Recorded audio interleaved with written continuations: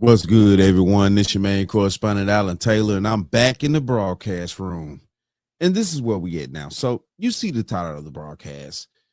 So apparently this young lady here is, traditionally family from Nigeria. So she decided to marry a traditional man from her home country. Hold on here. So what the French toast is there to think about? So, but the problem here is that she's been living in America for quite some time. So she's Americanized now here. So we're about to dive off into this and we're about to see what she has to say. Quarters, nickels, and dimes, people. When I was married, right, something that I learned as an immigrant that married an immigrant from back home, Okay. but here in the Western world, something that they don't talk about enough is everybody in the other side of the world, they see the westernized women as like vagabonds, as like, well, they just see us as just like touts, right? And the reason why they see us like this, because that's the thing I dealt with, being married from someone who was back home, his family's back home, his mother and his father are back home. Like the one thing that I was always bullied about in my marriage is that I wasn't willing to tolerate abuse. When you grow up, and I would speak for me being Nigerian, right? In the Nigerian culture, to be considered a good wife or to be in a good marriage is how much abuse you can take from your husband, his family, just the whole dynamic. That's how you're seen as a good woman. And they think the westernized women, they think that we are so difficult and we're so full of ourselves because westernized women who are educated, who are independent, do not tolerate disrespect. Okay. So the people back home encourage their children, their brothers, whatever.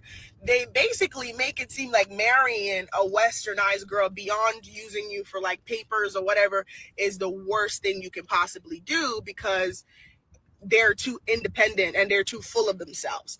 So it's always crazy to me now when I just look back and I'm like, wow, like the only thing that made me a horrible wife is that I wasn't ready and I wasn't okay with being abused. Now, hold on here. So what the French toast is there to think about? Okay. So let it play out. Let it play out. And we're going here now. So let's break this thing down. When I was married, okay? Right, something that I learned as an immigrant that married an immigrant from back home, but here in the Western world, something that they don't talk about enough is everybody in the other side of the world, they see the westernized women as like vagabonds. Okay, so now that she said that, this is the deal right here. This is the reason why the passport cis situation is not going to work, okay? Let's just keep this honest. Now, you know what I'm saying? We're sitting here, we're listening to this young lady talk and things like that about how she tried to marry a traditional man from Nigeria. And for what she said herself, she's from Nigeria. Her lineage is from Nigeria, but she grew when she's been over here in America. She didn't state whether she not how long she been over here in America and things like that. But obviously she's been over here long enough to have the decorum of an American chick. So, she got the long nails, she's got the golden hair, she's got the dress attire, the Louis Vuitton, things like that. So obviously, of course, as you can clearly see, she's been Americanized. So now she wants to marry a traditional man, obviously, because at the end of the day, though, that's her culture, things like that. She knows how the men work in her culture and they will provide, but at the same time, though, too, it's going to be discipline that needs to be had with a Nigerian man. So, listen, look, all right, let's keep going just a little bit here. It's like, well, they just see us as just like touts, right? And the reason why they look at those nails. Listen, look, fellas, let me tell y'all something out here. Let me tell y'all something. And you know what I'm saying? This is for the fellas that are productive men, things like that, that are decent men and things like that. Now, I'm not talking to the street cats, you know what I'm saying? Because the street cats, yeah, they like that. You know what I'm saying? I've lived on both sides of the spectrum. Trust me, I've lived on both sides of the spectrum. The streets and what I'm saying, decent. Listen, look, man, when you deal with a chick, if her hold on, I got you right here. I got you right here. If you see my index finger, I don't know if y'all see it, but if her nails reach further than the tip of her index finger, you see the tip, you see how the tip curves right there, right there. If her nails reach further than that tip right there, she ain't to be trusted. Don't trust no chick that nails reach that fucking far. I'm telling you right now. Don't trust no chick that reached that her nails reach that far. She got claws on. Those are claws. Those are not regular nails. Okay? Those not, regular French tips, stuff like that. You know what I'm saying? If you are men out there, it is a difference in the women in their nail sizes. We got to start looking at that too. If she wearing claws, bro, she ain't to be trusted. I'm telling you right now, do not trust a woman that wears claws. See us like this because that's something I dealt with, being married from someone who was back home, his family's back home, his mother and his father are back home. Like the one thing that I was always bullied about in my marriage. Look at that. Look at that. You know what I'm saying? She throwing them claws up hard. Like, you know what I'm saying? Like, man, do not trust a woman that wear claws. I'm telling y'all now. I'm telling y'all. I'm telling you. Don't do it. Is that I wasn't willing to tolerate abuse. When you grow up, and I would speak for me being Nigerian, right? In the Nigerian culture, to be considered a good wife or to be in a good marriage is how much abuse you can take from your husband, his family, just the whole dynamic. That's how you're seen as a good woman. My question is, what is abuse out here? What abuse is she talking about? Because she really don't break it down to abuse. Okay, so what abuse are you talking about? You talking about physical abuse, mentally abuse, a combination of both? What type of abuse are you talking about? So was your husband knock you between the washer and dryer? Or, you know what I'm saying? And then, my thought process on this is she also kind of,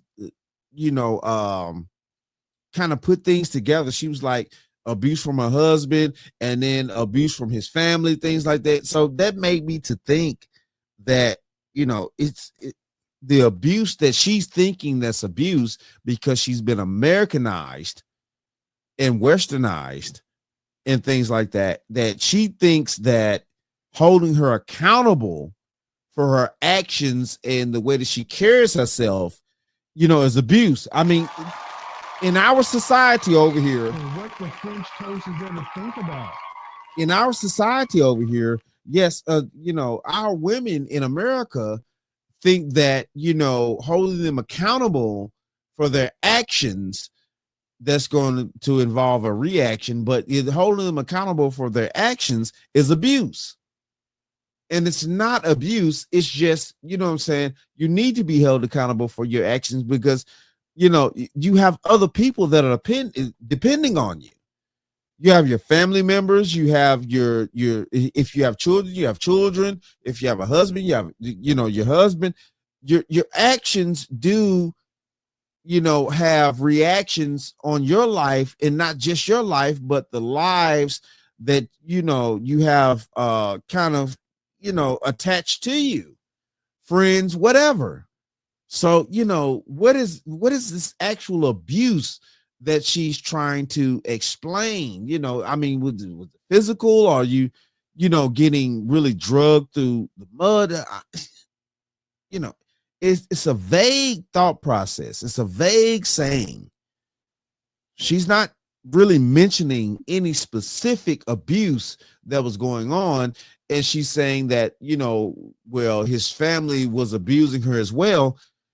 But I'm saying though too, like family, okay, so was his mother and aunts or father, stuff like trying to hold you accountable because you were westernized and things like that. And I guarantee she probably came to the table with those long ass nails, dressing how she dressed. And the thing of this is they were probably getting on the son.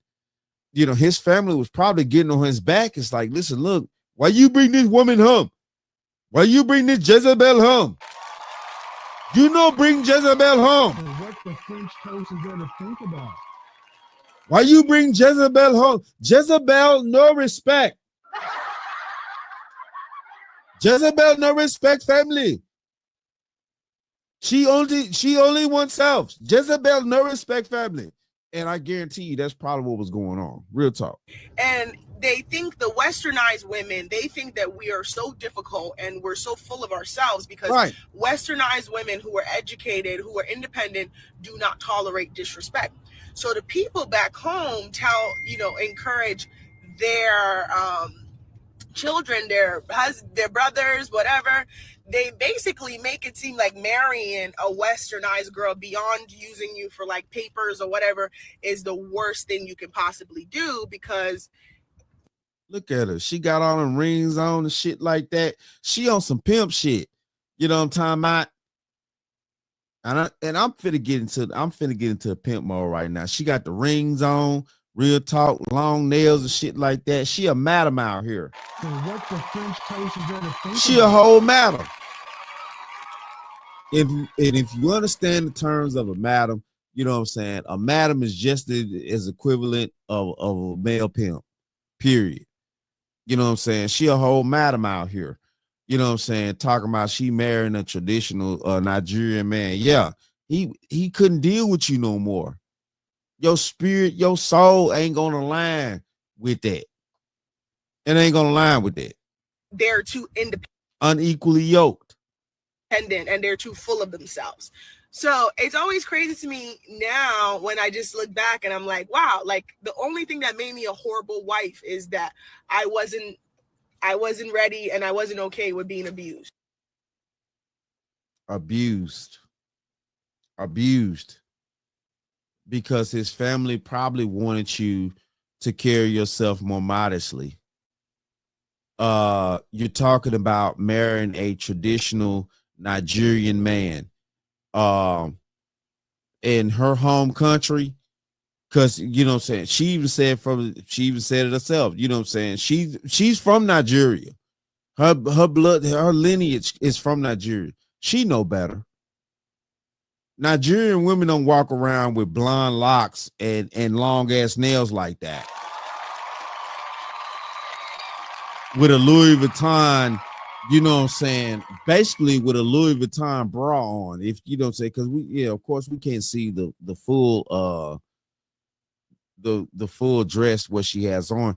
But listen, look, man, yeah, all the eyeliner stuff like that, super piled on makeup, you know what I'm saying. She probably met his family and stuff like that. They immediately pulled him to the side and it's like, listen, look, why you bring this vagabond here? So what the French toast is there to think about? No bring vagabond. How dare you, son? You bring vagabond into our home. What you do? You bring vagabond is sure home.